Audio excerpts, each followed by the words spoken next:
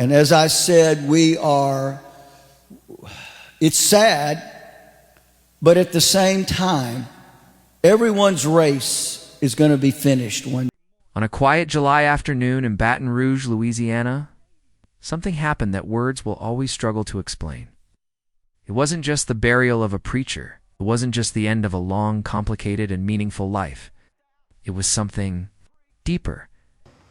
Where he is, we know he's in heaven. We know he's with the Lord. We know that his race is run. Something more human. Jimmy Swaggart, the man whose voice had once echoed through millions of homes, was being laid to rest. Standing by his grave, walked down the track, and all of a sudden, all around me, as I could see, were the two people who had shared most of his life, his wife, Frances Swaggart, and their only son, Donnie Swaggart. Everything felt still. The sky was clouded, soft gray hanging above the cemetery, as if nature itself had paused for a moment of mourning. Ow. The grass was freshly trimmed. Rows of white chairs had been arranged for the close family and friends. Around the edges stood longtime church members, supporters, and a few quiet camera crews that had respectfully kept their distance. The moment wasn't about public attention. It was about goodbye, final quiet goodbye. The casket was beautiful. Wooden with a glossy finish, carefully polished, and covered with white lilies and roses. There was a small cross carved gently into the wood. A single Bible verse was engraved on the side, one that Jimmy himself had often quoted. "I have fought a good fight. I have finished my course. I have kept the faith." Donnie stood closest to the casket. He wore a black suit, his shoulders tense, and his face pale. His eyes were fixed on the wooden box that held his father. His lips were trembling. The same man who had stood so strong next to his father in churches and crusades now looked broken in a way only death can bring. It was a quiet kind of grief, deep, heavy, and raw. Frances, Jimmy's wife of over 70 years, stood just beside Donnie. She was dressed in black, her white hair neatly pinned back, her hands tightly gripping a handkerchief. Her eyes were red and swollen from hours of weeping. There was something so heartbreaking in the way she looked at the casket. It was the look of a woman who had loved deeply, faithfully, and had now lost the one person who had been her partner in everything, her youth, her family, her ministry, her entire adult life. She whispered softly to herself over and over, "My Jimmy, ... my Jimmy, ... Her voice was almost too faint to hear, but the pain in it could be felt by anyone standing near. It wasn't a dramatic cry. It was the quiet ache of a heart that had given everything and was now left behind. Donnie tried to speak. He had prepared something, maybe a verse or a short message, but when he stepped forward, his voice cracked. He looked down, closed his eyes, and just said, "He was my father. He was my hero." And then he paused. The silence stretched. Filled only by the sound of wind moving gently through the trees, he wiped his tears and looked over at his mother. She nodded at him with a small, tearful smile, encouraging him to say what he could. "He wasn't perfect," Donnie said finally. "But he loved God. He loved my mother. He loved me. I loved the people he preached to, gave everything to his calling. And now we give him back to the one who gave him to us." It was quiet again. Some church members began to softly sing Amazing Grace. The old hymn drifted through the air like a prayer, soft, slow, and full of sorrow. Many people bowed their heads. Some cried silently. Others just stood still, letting the words fall over them like rain. Amazing grace. How sweet the sound that saved a wretch like me. ... I once was lost, but now I'm found. Was blind, but now I see. That saved a wretch like me. ... I once was lost, but now I'm found. Was blind, but now I see.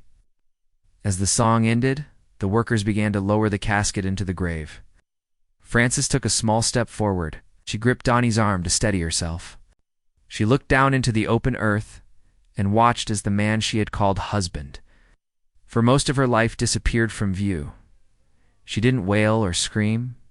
She didn't fall, but her face crumbled in a way that was even more painful to see. Her tears started again, slowly running down her cheeks as she whispered something no one could quite hear. Maybe it was a prayer. Maybe it was just "I love you." But whatever it was, it came straight from the heart of a grieving wife. Donnie held her close, his arm wrapped around her shoulder. He pressed his lips to her forehead and didn't say anything. There were no words that could fix anything now. Only presence. Only love. Only the comfort of knowing they weren't alone in their grief. Once the casket was fully lowered, grave attendants began covering it with earth. Each soft shovel of dirt felt heavier than the last. Some in the crowd cried openly. Others just watched, their hands clasped together, tears falling silently. Frances pulled something from her purse. It was one of Jimmy's old handkerchiefs, white, slightly faded, but clean and folded neatly. She had kept it all these years. He had used it many times while preaching. It still smelled faintly like him. She reached out slowly and placed it gently on top of the casket before it was fully covered. It was her final gift to him. The burial ended with a short prayer from a longtime family friend, a pastor who had known Jimmy for decades. His voice was soft and trembling, heavy with emotion. "Lord, we place your servant into your hands.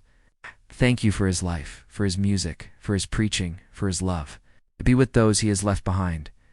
Comfort Frances, comfort Donnie. Give them peace that passes all understanding. Help us remember that death is not the end.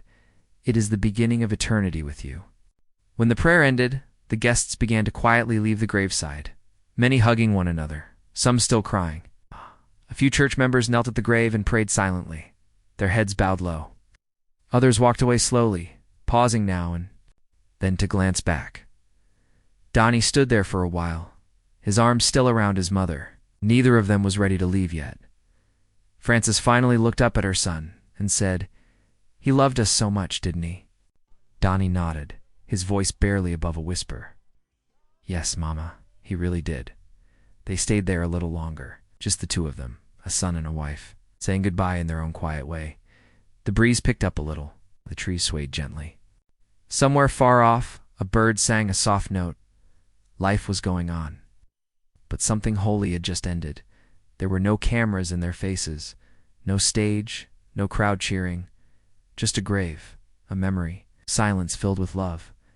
Frances finally took a deep breath and whispered, "I'll see you soon, Jimmy." And with that, she took her son's hand, and they slowly walked away. Their steps heavy but full of grace. Jimmy Swaggart was gone. The man who had once brought music, messages, and moments of deep faith to millions was now at rest. But in the hearts of those who loved him, especially Frances and Donnie, he would never be forgotten. Not for his fame, not for his sermons, but for the love he gave them. The prayers he prayed, the late-night talks, the laughter, the tears, the shared life, and now they walk forward, carrying the weight of his absence, but also the gift of having known him so deeply, so completely. Because when someone loves you with their whole heart, their absence doesn't mean they're gone. It just means you carry them with you forever.